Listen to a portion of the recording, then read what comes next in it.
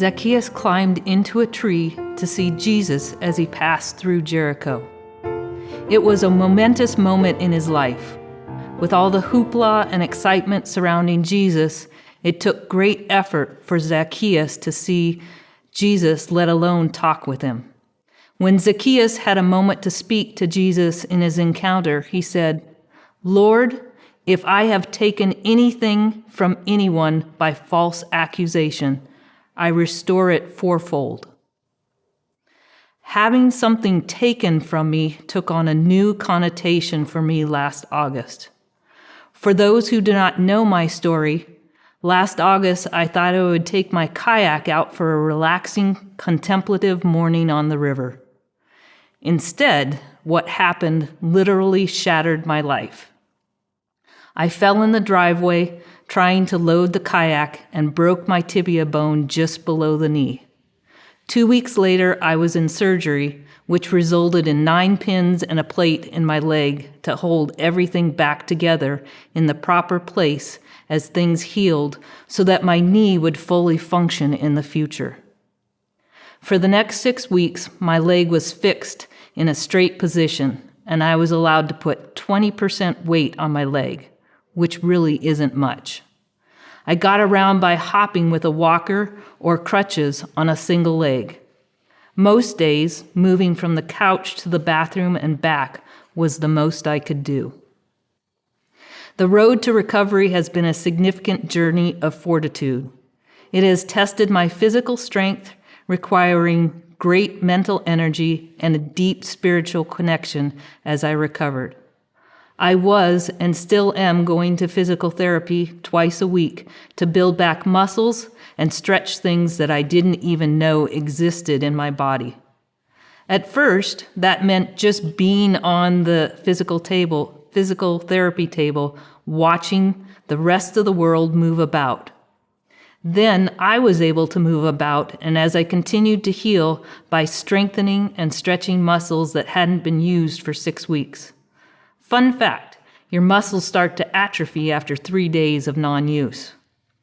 One of the activities was to use an exercise bike, but the best I could do was move the pedal with my good leg and hope the other one would bend a little up and down. Boy, was I determined to be able to go all the way around. I was making progress each visit to the PT, but at times slow, and often slower than I wanted.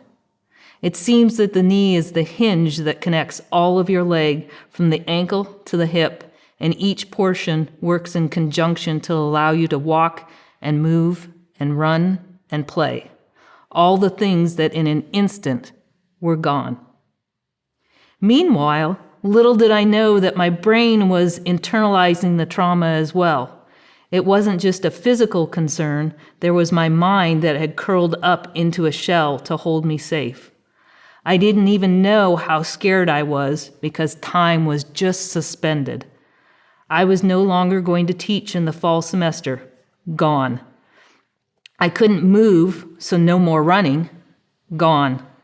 I couldn't kayak even though it was a way to connect with nature and God and just be. Gone. Church was off the table until I had more mobility. Gone.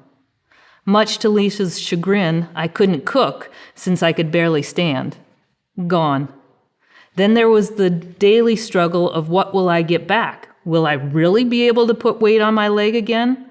I am sure you would have been amused if you had seen me taking baby steps around the dining room table with my brace off. That was my first foray into testing if my leg would hold me. Will I reach the magic goal of bending my leg back to what the good leg could do?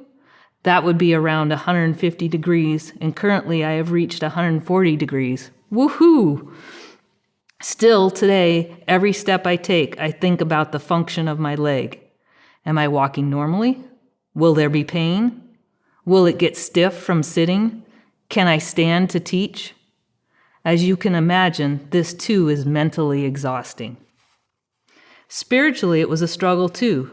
Thank God for my wife, daughters, and my church family. Lisa, who stepped in and did everything that a couple shares to run a family, fell on her shoulders. Eden, who often says to me, "Don't hurt yourself," and helped where she could pick up the slack. Trinity, while off at school, came home to sit with her broken mama and just be when she could. Thankfully, they kept me engaged with their many activities and gave me brief moments to watch them in their sports and school activities. And the many people from church that came and babysat me when Lisa had to do things that I couldn't attend in my decrepit state. Somehow, Tim allowed me to sing in the Christmas candlelight service without much practice and be surrounded by my choir family, where I knew there was constant prayers for my well-being, even in my absence. Boy, was it special to sit in the congregation and hear the choir sing. And the many people that asked how I was doing and provided support along the way. I paint this picture for you to see that when something is taken, it affects all of you. It affects your mind, your body, and your spirit. It affects the community that you live in and the people around you. Things are altered and changed. At times you feel like you are less than. At times you fight against frustration because you are less while everyone else seems to be more. At times you work as hard as you can and it still doesn't seem to be enough. It walks with you wherever you go and reminds you that you are different. You want everyone to know what has been taken, but you don't want anyone to treat you as less capable or able to do things. It takes great effort to overcome it. As I begin to think about reparations, fixing that which is broken, I have a new understanding. I think about what society has taken from the Black community. I think about how it has altered and changed a community's path and direction. I think about how there must be an inherent anger at not having the same as everyone else, or how easy everyone else has it that it isn't shackled by what was taken. I think about the weight of the loss that sits on their shoulders, and they may not be aware of how ingrained it is into their beings. And maybe I am naive, and they know exactly how deep it is ingrained into their being. I think about the trust that has been lost.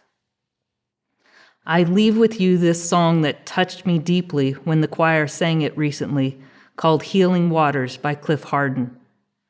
My prayer for our church as we take this journey of reparations is that we listen and hear the pain that is inherently present from the loss of that which was taken, that we would allow a river of love and peace and light to wash over each of us, that our actions would help to cleanse all the doubt and darkness, and that allow others to fill their hearts so they can trust again.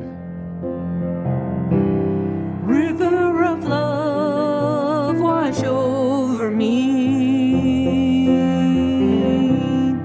Cleanse all the loneliness and fear out of me. Fill my heart so I can trust again. River of love, wash over me.